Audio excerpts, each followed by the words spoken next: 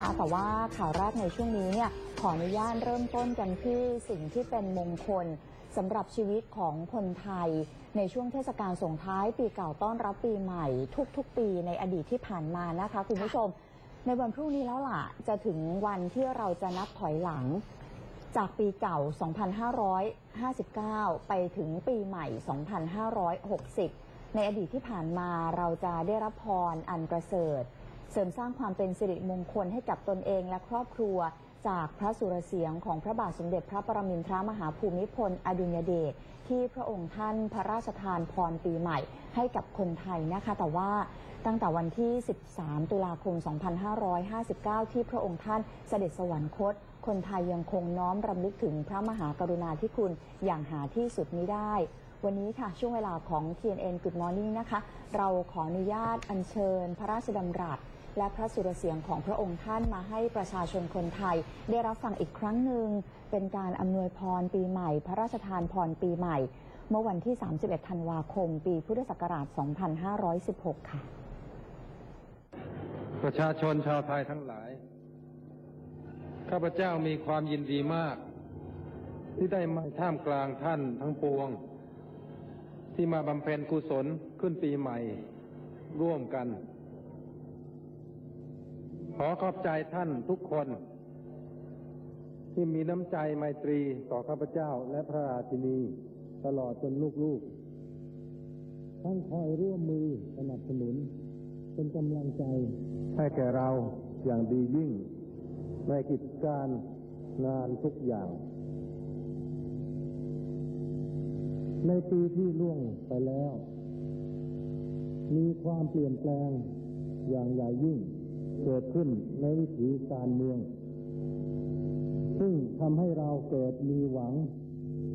และเกิดความกระตือรือร้นที่จะแก้ไขปฏิบัติตนปฏิบัติงานให้ดี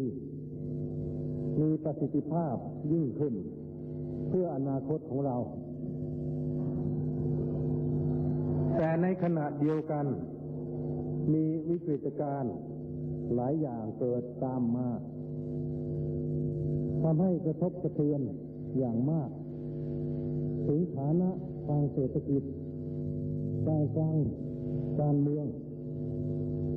ตลอดจนสวัสดิภาพและความมั่นคงของชีวิตทำให้วันวิตกกันอยู่ทั่วไปในเวลานี้ท่านทั้งหลายควรจะทำความเข้าใจให้ถ่องแท้ว่า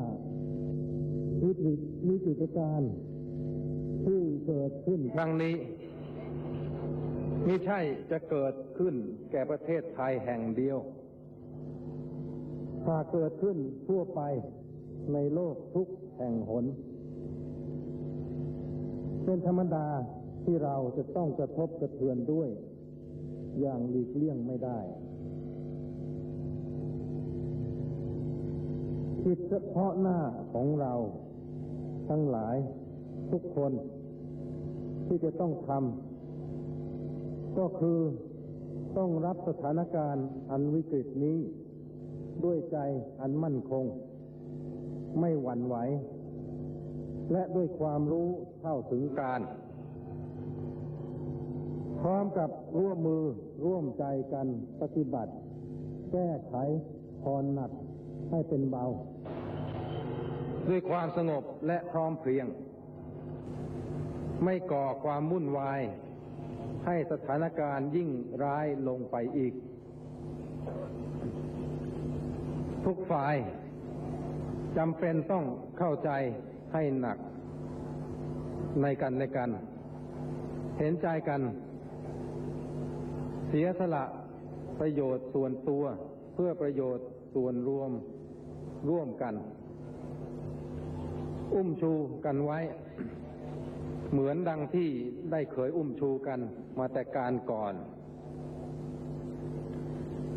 เมื่อรวมกันดังนี้ก็จะเกิดพลังยิ่งใหญ่ที่จะสามารถขจัดอุปสรรคขัดข้องทั้งปวงให้หมดสิ้นไปได้ในที่สุด